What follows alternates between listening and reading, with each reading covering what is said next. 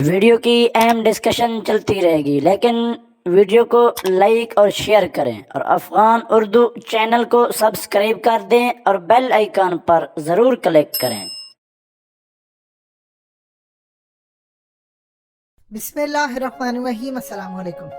حالیہ جب ISI نے ہوسٹ کی میٹنگ دنیا کے 8 انٹیلیجنس اداروں کے چیف کی، یعنی دنیا کے 8 ممالک اور ان کی ٹاپ انٹیلیجنس ایجنسیاں اور ان کے چیف کی میٹنگ، یہ تاریخ میں بہت ریئر کیس ہوا ہے، ایسا کم ہی ہوا ہے۔ اس میں ایران بھی شامل تھا، رشیا، چائنا اور دیگر ممالک، اور ہوسٹ کیا پاکستان نے، اور معاملہ ڈسکس ہو رہا ہے افغانستان۔ جب یہاں پر ایک چیز ڈسکس ہوئی، انٹیلیجنس چیف تھے، تو یہاں پر پاکستان کی جانب سے، یعنی ہمارے چیف کی جانب سے اور دیگر ممالک کے جو چیف تھے ان کی جانب سے اس بات پر زور دیا گیا کہ یہ جو پبلک کے اندر بیانات چلتے ہیں ایک ملک کے خلاف، فلانے ملک نے یہ کر دیا، فلانے نے یہ کر دیا، اس سے معاملات مزید خراب ہوتے ہیں اور ہمیں خاص طور پر یہ کام نہیں کرنا چاہیے۔ جب یاد رکھیے گا کسی انٹیلیجنس ایجنسی کا چیف، جیسے پاکستان کی ISI کا چیف، اگر کوئی بات کہتا ہے، آپ اس کو حکم نامہ بھی سمجھ سکتے ہیں، آپ اس کو پالیسی بھی سمجھ سکتے ہیں، وارننگ بھی سمجھ سکتے ہیں۔ اس پورے کھیل کے اندر پاکستان نے فرنٹ سے لیڈ کیا، لیکن اس کے بعد ایران نے پھر ڈبل گیم کھیلنے کی کوشش کی ہے۔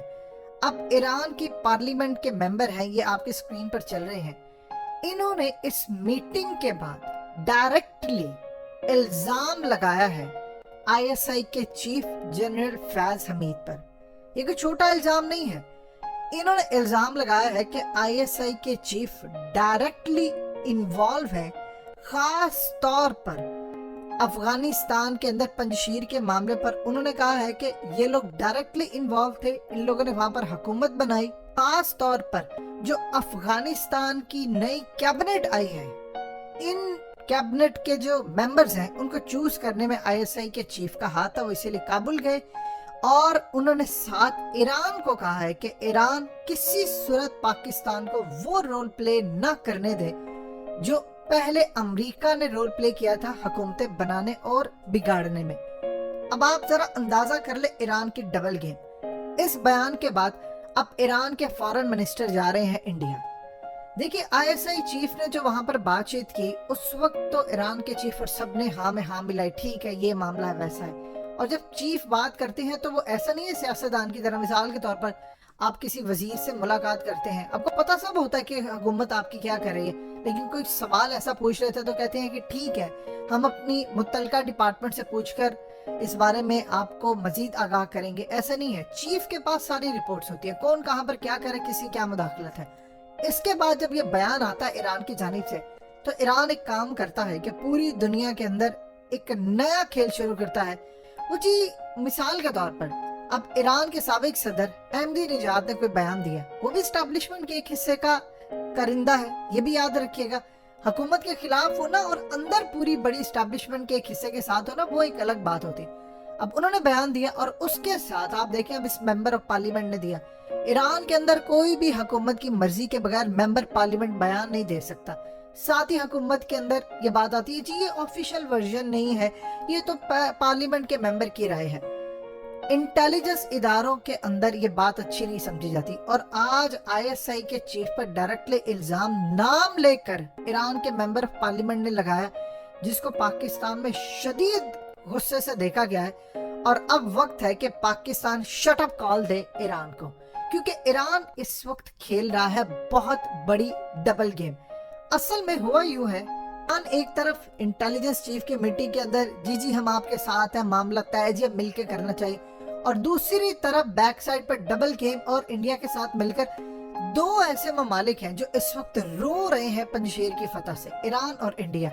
دیکھیے دونوں کی وہاں پر انویسٹمنٹ تھی، دونوں کے وہاں پر ملیشیا تھے لڑنے والے، دونوں کی وہاں پر انویسٹمنٹ ڈوبی ہے اور دونوں ہی خوش نہیں ہیں۔ اب انڈیا وہی الزام لگا رہا ہے جو ایران لگا رہا ہے۔ اب پاکستان اس کا معاملہ بڑے ایکسٹریم لیول پر ایران سے اٹھائے گا۔ اور ایک چیز آپ ذہن میں رکھیے گا، کلبھوشن کی ابھی ہمارے پاس 7-8 ویڈیوز موجود ہیں۔ اگر پاکستان چاہے تو کلبھوشن کی کوئی ایسی ایک ویڈیو ریلیز کر سکتا ہے جس کے بعد ایران منہ دکھانے کے قابل نہیں رہے گا کسی کو، یہ چیز ذہن میں رکھیے گا۔ हुआ यूं है कि ईरान को गुस्सा क्यों चढ़ा। देखिए ऑलरेडी आपको तमाम पंजशीर का मामला सब चीजें बता दी, लेकिन असल में ईरान ने कहा था कि खास तौर पर इनके यानी जो एक तो वो चाहते नहीं थे कि हक्कानी जो ग्रुप है वो तालिबान की हुकूमत में अपनी डोमिनेंसी ले। यानी अब जो हुकूमत आई है उसके अंदर जो हकानीज है, अब आप देख सकते हैं आज मुलाकात हुई है कतर के साथ उनकी, यानी कतर के ऑफिशियल्स आए थे, ये अमारात इस्लामी के वजीर आजम है और ये साथ अनस हकानी बैठे, यानी हकानीज और ये जितनी हुकूमत के मेंबर्स बने हैं। ईरान इससे खुश नहीं, ईरान चाहता नहीं था कि हकानीज आए, क्योंकि हकानीज ने ईरान का पंजशीर का बेड़ा गर्क कर दिया, इनके प्रॉक्सीज की धज्जियां उड़ा दी और माजी में उन्होंने ईरान के खिलाफ एक लड़ाई लड़ी है। अब वो चाह रहे थे कि गवर्नमेंट के अंदर ताजिक आए, वो ताजिक जो ईरान के असल में एजेंट है उनको भी शामिल किया जाए।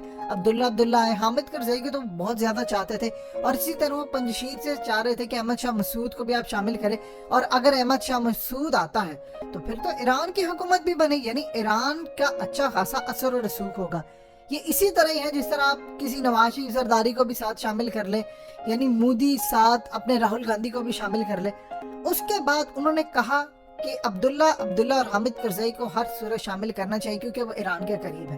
अब वो जब शामिल नहीं हुए तो उनको ये लगता है कि आईएसआई के चीफ की वजह से शामिल नहीं हुए, आईएसआई ने पूरा इसमें रोल प्ले किया है। इमरान खान ने असल में काम ये किया कि मोहम्मद बिन सलमान को फोन किया, क्राउन प्रिंस को फोन किया, एक तो उन्होंने कहा कि आप एड दें अफगानिस्तान को, और उनको तैयार किया कि आपको नई अफगान हुकूमत को तस्लीम करना है। उन्होंने नीम रजामंदी जाहिर की।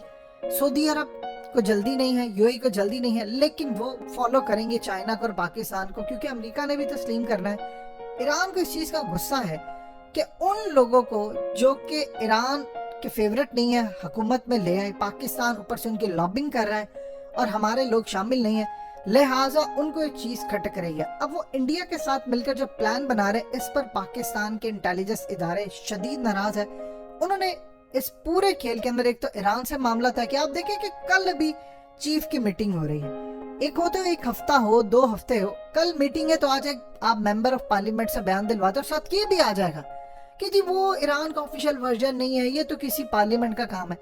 आप बताइए पाकिस्तान की पार्लियामेंट से अगर पीटीआई की हुकूमत है तो क्या नून लीग का कोई भी मेंबर उठकर ईरान के चीफ को कह सकता है कि ये दहशतगर्दी में मुलविस है? आप देखें ईरान इस वक्त कहाँ का, यमन से लेकर इराक से लेकर यानी शाम से लेकर दुनिया के किसी कोने में भी आप देख लें ईरान अपने फाइटर्स भेजे हुए हैं। क्या दुनिया उनसे जब पूछती है तो ये आगे से कोई बात करते हैं? किसी ने कुछ इनके बारे में इस तरह की बात पाकिस्तान से नहीं कही। हमें पता है मामलात क्या है, लेकिन खामोशी इख्तियार किए रखे। ईरान असल में डायरेक्टली फाइट नहीं कर सकता, और जब भी लड़ाई करेगा प्रॉक्सी पीछे रहकर अंदर के लोग भेजकर, डायरेक्टली जब भी वो करेगा उसकी इतनी पावर नहीं है। लेकिन जब आप डायरेक्टली आईएसआई के चीफ पर इल्जाम लगाएंगे और उसके बाद फिर इंटेलिजेंस इदारों को अगर लगा कि कुलभूषण की वीडियो जारी कर देनी चाहिए, तो उसमें बहुत सारे मामलात उसने ऑलरेडी बताए हुए हैं जिसको हम स्किप कर गए हैं। बहुत सारी चीजें पाकिस्तान ने रोक ली थी उज़ैर बलोच के हवाले से, कुलभूषण के हवाले से, क्योंकि चाइना बीच में इन्वॉल्व हुआ। उसने कहा कि नहीं अब हम ईरान के साथ ताल्लुकात आपके बेहतर करवाएंगे।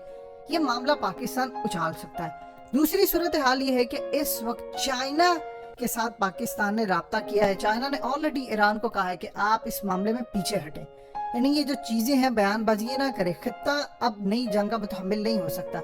इसके बाद अब इंटेलिजेंस इदारे डायरेक्टली चाइना के साथ राब्ते में कि आप ईरान को कंट्रोल करें, क्योंकि इसका हमसे ज्यादा नुकसान हो रहा है चाइना को। एक अब नई लड़ाई जन्म ले रहे हैं और इंडिया चाइना के मुखालिफ है। सो आने वाले वक्त में ईरान की अब रस्सी दराज करने का वक्त है, यानी आपको खींचना है उनको, अदरवाइज ये कंट्रोल से बाहर हो जाएगा। और उनको के दिल बड़ा करें, अगर आपको शिकस्त हो गई है तो इसको तस्लीम करें और आगे चलें।